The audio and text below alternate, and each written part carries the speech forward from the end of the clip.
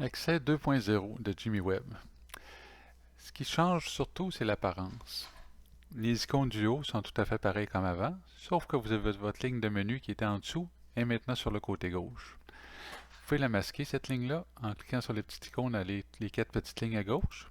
Ça vous permet d'avoir un écran plus grand. Nous avons ramené dans cette version-là l'option rapport. Et nous avons l'option module qui était ramenée aussi. Avant, ça s'appelait courtage immobilier. Vous pouvez vous promener. Le gros avantage de cette version-là, c'est les raccourcis. Vous êtes capable ici, au niveau des transactions, de cliquer sur raccourci. Vous voyez le chemin, ça se navigue un peu comme Windows. Du menu, courtage immobilier, transactions, sommaire. Si je veux me créer un raccourci pour ça, je vais cliquer sur le plus. Si je veux enlever le raccourci que j'ai créé, je clique sur la petite poubelle.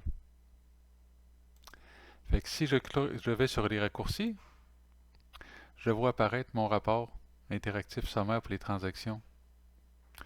Vous avez une option dans les raccourcis, gérer mes raccourcis. Par défaut, les raccourcis sont privés. Vous êtes capable de dire, exemple, cette liste sommaire-là, je voudrais donner accès à tout mon monde. Je voudrais la rendre publique à l'intérieur de mon agence. Fait que je fais sauvegarder fermer, fait que tout le monde va l'avoir, cette liste-là. Fait que, comme je vous disais, on a nos options dans les raccourcis. Il m'amène à la même place que j'étais. Fait que je peux naviguer ici. Si je clique sur transaction, il m'amène sur toutes les options de transaction. Je peux rentrer dans une. Je vais reculer. Je clique sur transaction. Il m'amène au menu précédent. Fait que la navigation est beaucoup plus rapide.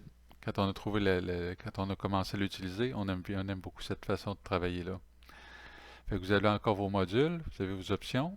Fait que comme je vous disais, l'option la plus intéressante, c'est les raccourcis.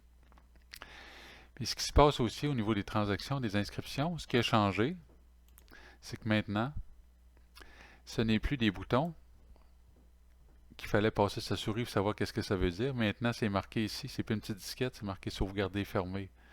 C'est un bouton analyser, c'est un bouton GED, c'est un bouton lettre, c'est un bouton fidéicommis. À la place d'avoir une petite icône qu'il fallait deviner c'était quoi. Fait que vous avez les options maintenant dans le haut. Fait que vous avez les mêmes options qu'avant, sauf que c'est maintenant un bouton.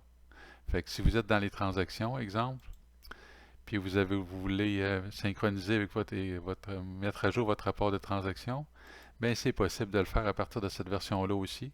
Sauf que c'est rendu, exemple, créer un avis de divulgation, voir les avis de divulgation. Fait que vous avez des options maintenant qui sont directement en option bouton. Dépendamment de la jette que vous avez, ben ça peut que ça soit marqué ici en bas de classification, synchronisé avec NextOne si vous avez la jette de NextOne. Fait que c'est ça les grosses différences avec la version 1.0 versus la 2.0. C'est plus une question d'apparence. Pour la configuration, maintenant ça va être dans Système, Configuration. Fait que c'est là que vous allez avoir toutes vos options de configuration. Fait que j'espère que ceci vous a